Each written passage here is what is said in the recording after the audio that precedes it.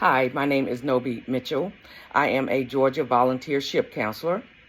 I will be speaking with you regarding Medicare for federal employees and retirees. What are federal employees' health benefits? FEHB. Federal Employee Health Benefit FEHB plans cover current and retired government employees. They are administered by the Office of Personnel Management, OPM. FEHB plans can be either health maintenance organizations, HMOs, or fee-for-service, FFS plans. HMOs have networks of providers, and you must usually see in-network providers to be sure services are covered. In an HMO, out-of-pocket cost may be lower than in other plan types. FFS plans allow you to see any medical provider, but you may have higher cost. How does FEHB coverage coordinate with Medicare? That's number 2.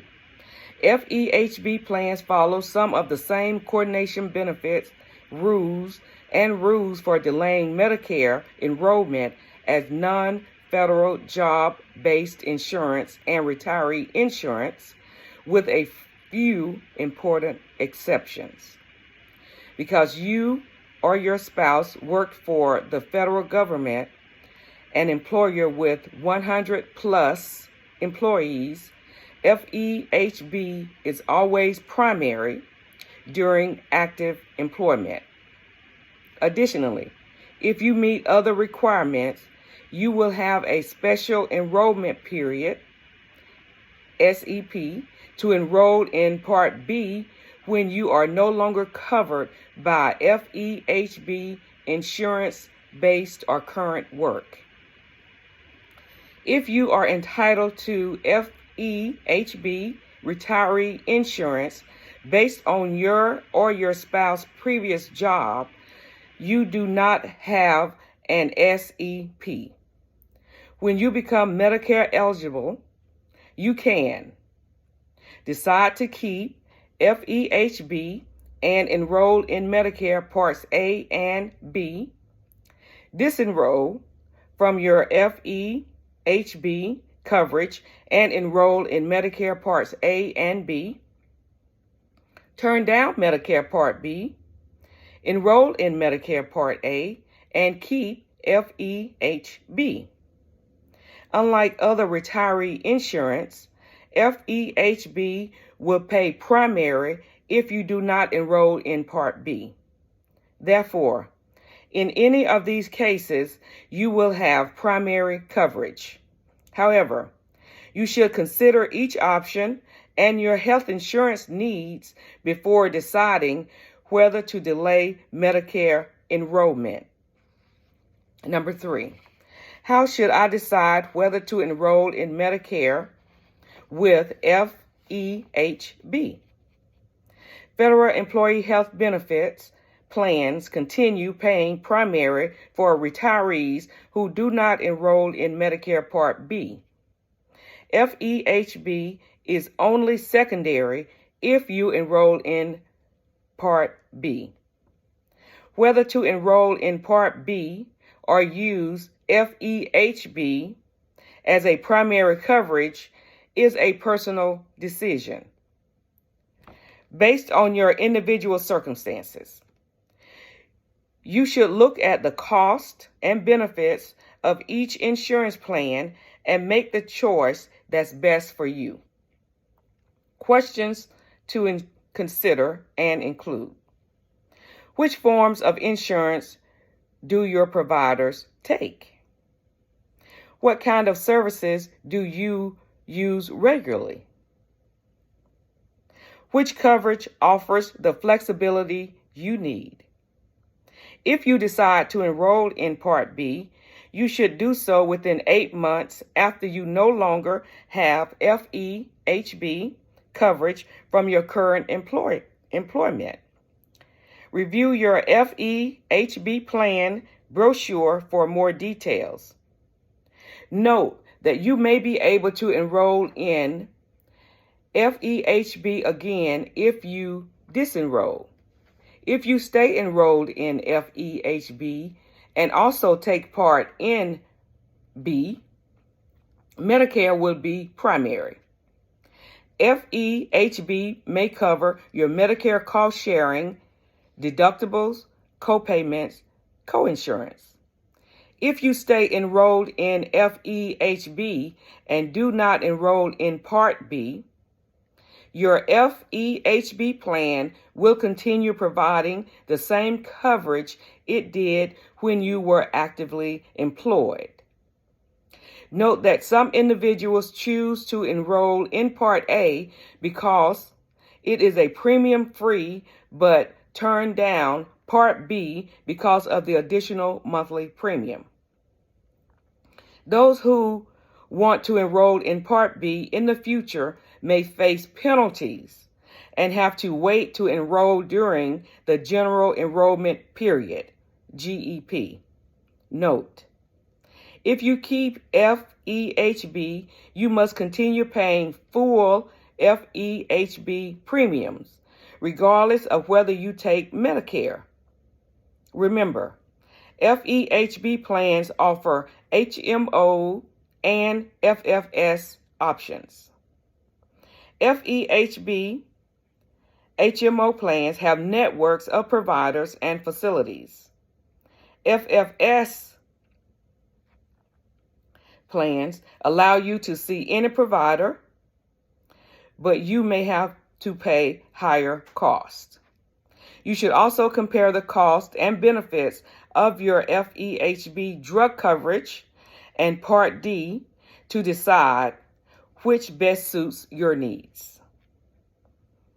FEHB prescription drug coverage is credible for Medicare eligible retirees. This means that if you are enrolled in FEHB, you can delay Part D enrollment without incurring a late enrollment penalty, LEP. Be sure to complete the cost and benefits of your FEHB plan and Part D to decide which best suits your needs. If you are eligible for extra help, you may want to consider enrolling in Part D. The drug copayments for individuals who have Part D and extra help are typically lower for the copays under FEHB drug coverage. However, the FEHB plan formulary may be broader than the formularies of Part D plans offered in your area. You may want to keep the FEHB drug coverage if the plan covers your drugs with no or fewer coverage restrictions than available Part D plans. If you enroll in both Part D and FEHB drug coverage, Part D is typically the primary payer for your prescription drugs. Note, FEHB drug coverage cannot be suspended separately from FEHB health coverage. If you want to keep your FEHB health coverage, you must keep drug coverage, even if you enroll in Part D. Next, what are Postal Service health benefits? The Postal Service health benefits PSHB program is a new program offering health insurance to eligible Postal Service employees, Postal Service annuities, retirees, and their eligible family members. The first eligibility letters were sent to eligible members in early 2024. They will receive a second notification letter in May 2024 and a third final letter in August 2024.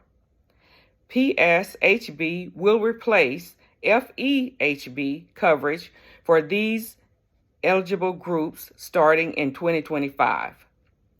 Some, but not all eligible members will be required to enroll in Medicare to keep their FEHB.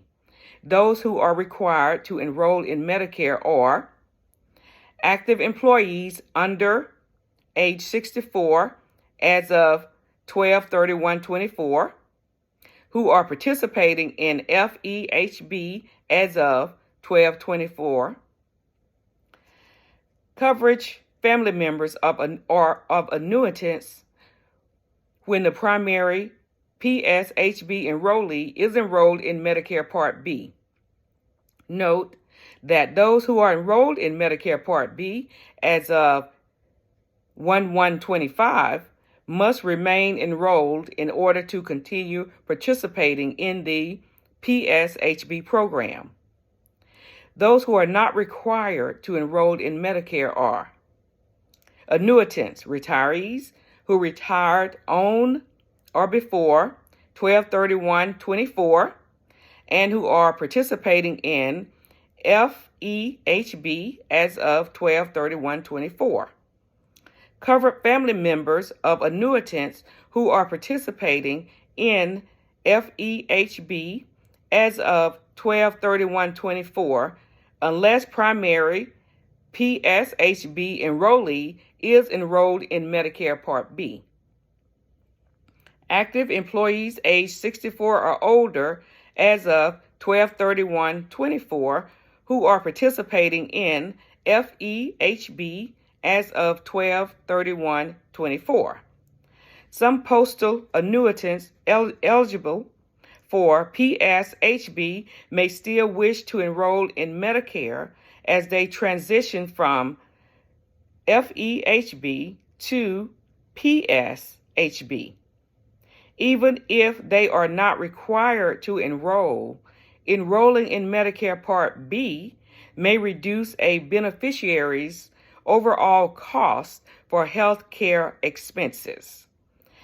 Those who have passed their initial enrollment period, IEP, can enroll in Medicare Part B or Premium Part A using a special enrollment period that lasts from April 1st, 2024 through September 30th, 2024. Remember, those who qualify for premium-free Part A can enroll in Part A at any time. Those transitioning from FEHB to FEHB will use the open season to choose a FEHB plan. The open season is sometimes called open enrollment. Takes place yearly from November 11th through December 9th. During this time, annuitants and employees will be able to review available plans, select an option that suits their and their family needs. Beginning January 1st, 2025, the FEHB program will be the only health benefits program available through the Postal Service to employees, annuitants, and their eligible family members. Unless they meet one of the limited exceptions, those required to enroll in Medicare must do so or lose their FEHB eligibility. Once this FEHB eligibility is lost, it cannot be reinstated. Those members cannot stay on their traditional FEHB coverage. The United States Postal Service, USPS, has created 2 fact sheets on this new program, one for current postal employees and one for postal annuitants. You can read more about these upcoming changes in those fact sheets. Next, what should I do if I notice something incorrect on my statement or experience another billing issue? Healthcare providers and their billing departments sometimes make billing errors. These errors can be honest mistakes. If you think your doctor or your billing department made an error or mistake, contact them directly first to resolve the issue. You can spot these errors by keeping a calendar of your medical appointments and services, or by calling your senior patrol, Medicare patrol, SMP, to request My Health Care Tracker. You can compare those appointments, services, and notes to your Medicare statements.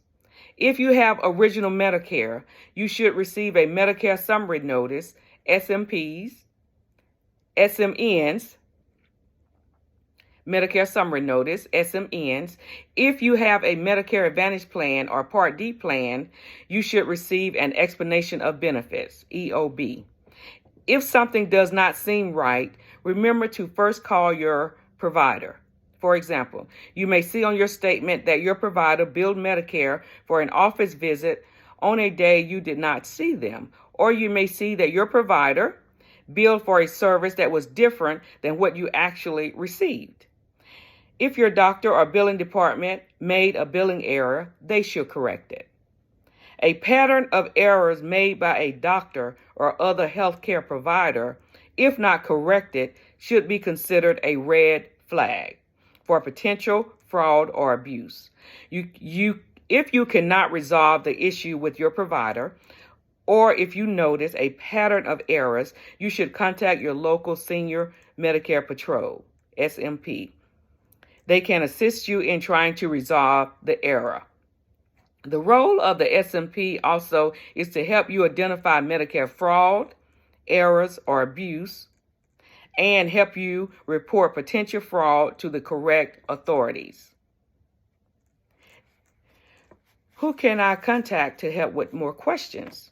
State Health Insurance Assistance Program, SHIP. Contact your Georgia SHIP coordinator, Andriana Martin, at 706-675-1517. If you have questions about your federal employees' health benefits or Postal Service health benefits coordinate with Medicare, the State Health Insurance Assistance Program provides unbiased Medicare counseling and assistance. U.S. Office of Personnel Management, OMP. If you are a federal employee or retiree, you can learn more about FEHB through OMP. You can call 317-212-0454 or visit www.opm.gov/healthcare-insurance. United States Postal Service. If you are eligible for Postal Service health benefits and wish to learn more, contact USPS. Current employees, call 833-712-7742 or visit www.litblue.usps.gov. Annuitants, retirees, call 1-833-712-7742 or visit www.keepingposted.org, www.keepingposted.org, or www.opm.gov. Thank you.